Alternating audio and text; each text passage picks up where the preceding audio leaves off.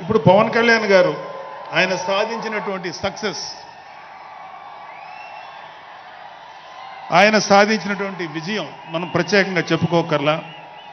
100% strike rate తోటి ఆయన అద్భుతమైన విజయాన్ని సాధించడంతో పాటు అటు రాష్ట్రంలోనూ దేశంలోనూ ప్రభుత్వాలు నిలబెట్టడానికి ఒక వెన్నెముకగా నిలిచారు. సో ఆయన గురించి ప్రత్యేకంగా ఏమీ మాట్లాడక్కర్లేదు, ఎందుకంటే చాలామంది చాలాసార్లు మాట్లాడుతున్నారు. మనం తెల్లారులేస్తే టీవీల్లో అన్ని చోట్ల చూస్తున్నాం. ఆయన తీసుకున్నటువంటి Panchayati Raj, water works, forest department ఎంత ఎఫిషియెంట్గా పనిచేస్తున్నారో, అలాగే మన మినిస్టర్లు తీసుకున్నటువంటి ముఖ్యమైన శాఖలన్నీ కూడా ఎంత ఎఫిషియెంట్గా పనిచేస్తారో మనందరం చూస్తున్నాం. సో స్పెసిఫిక్గా కళ్యాణ్ బాబు గారు ఎంత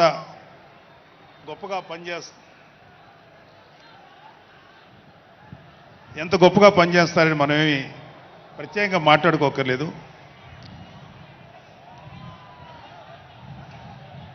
సో అయితే ఎన్ని మాట్లాడినా ఒక విషయం అయితే మనం మాట్లాడుకోవాలి. ఒక సినిమా స్క్రిప్ట్ కానీ ఒక ఉపన్యాసం కానీ దానికి కొన్ని లక్షణాలు ఉంటాయి.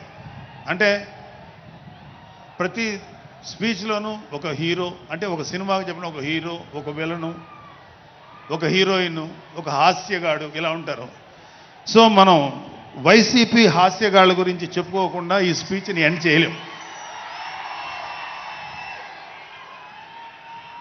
ఎందుకంటే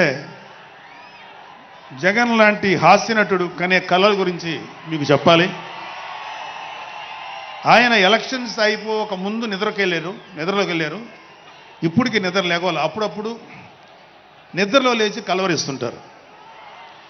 మొన్న కూడా ఒక మాట చూశారు, కళ్ళు మూసి తెరిచేలోగా 9 నెలలు అయిపోయినాయి, ఇంకెంత, ఇంకాసారి కళ్ళు మూసి తెరిచేలోపుగా 5 ఏళ్ళు అయిపోతాయి, ఆ తర్వాత అధికారం మాదే అని ఆయన మాట్లాడుతుంటే అంతకన్నా ఏ హాస్యగాడు కూడా అంత అద్భుతంగా చేయలేడు. అంత అద్భుతంగా హాస్యం చూపిస్తున్నారు ఆయన. కానీ ఆయనకి నా సలహా ఏంటంటే, సార్ మీరు నిద్రలోనే ఉండండి, అప్పుడప్పుడు కలవరించండి, తప్పులేదు.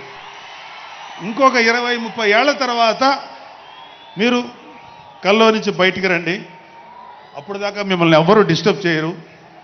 ఇది నాకు మనస్ఫూర్తిగా నేను మీకు ఇచ్చే సలహా.